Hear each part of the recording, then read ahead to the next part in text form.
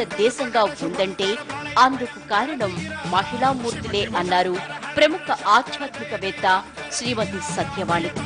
మహిళల పుణ్యకార్యాల వల్లే భరతఖండంలో ఆధ్యాత్మికత వెల్లువిరుస్తోందని, ఆమెను మించిన ఆధ్యాత్మికవేత్త మరొకరు లేరని అన్నారు.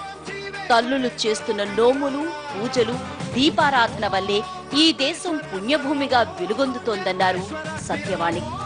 దీప యజ్ఞంలో పాల్గొనటం అందరి అదృష్టమన్నారు.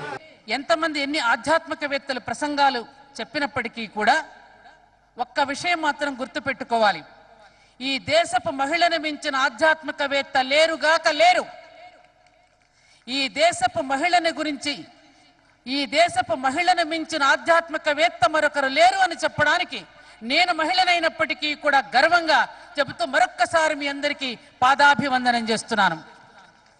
ఎందుకో తెలుసా అమ్మా, జీవితాన్ని వేదనలతోనే ప్రారంభం చేసి జీవితంలో జరిగే వేదనలన్నీ భరిస్తూ తన భర్త కోసం, తన పిల్లల కోసం, తన బంధువుల కోసం, తన వారి కోసం, తనకంటూ ఏది ఆలోచించుకోకుండా ఇతరుల కోసం ఆలోచించే మాతృమూర్తిని మించిన దైవం గాని, మాతృమూర్తిని మించిన ఆధ్యాత్మికవేత్త ఇంకొకరు ఉన్నారా? ఇది నేను వేస్తున్న మొదటి ప్రశ్న. లేరు. ఆ తల్లివడిలో నుంచే ఏ ఆధ్యాత్మిక గురువైన ఆదిశంకరాచార్యుడిని కనింది తల్లి, మహమ్మద్ ప్రవక్తను కనింది తల్లి, జీసస్ క్రైస్తుని కనింది తల్లి, న్యూటన్ కనింది తల్లి, ఐన్స్టీన్ కనింది తల్లి.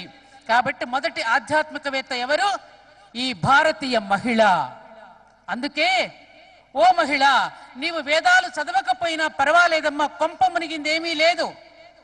అటువంటి తల్లులు చేస్తున్న నోముల వల్ల, అటువంటి తల్లులు చేస్తున్న పూజల వల్ల, అటువంటి తల్లులు వెలిగిస్తున్న దీపాల వల్ల ఈ భారతదేశం ఈ ఆధ్యాత్మిక పుణ్యభూమి, ధర్మభూమి, కర్మభూమి, మోక్షభూమి, తపోభూమి, జ్ఞానభూమి అని ఇన్ని బిరుదులు కలిగిన దేశం ప్రపంచవ్యాప్తంగా ఏదైనా ఉన్నది అంటే అది ఒక్క భారతదేశం మాత్రమే.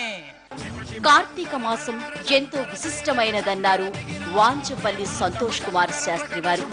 దీపావళితో దీపారాధనకు అంకురార్పణ జరుగుతుందన్న ఆయన సకల దేవతా ఆరాధనకు విశేషమైనది కార్తీక మాసమన్నారు. భగవంతుణ్ణి దర్శించుకునేందుకు అఖండ విశ్వాసం కావాలన్న ఆయన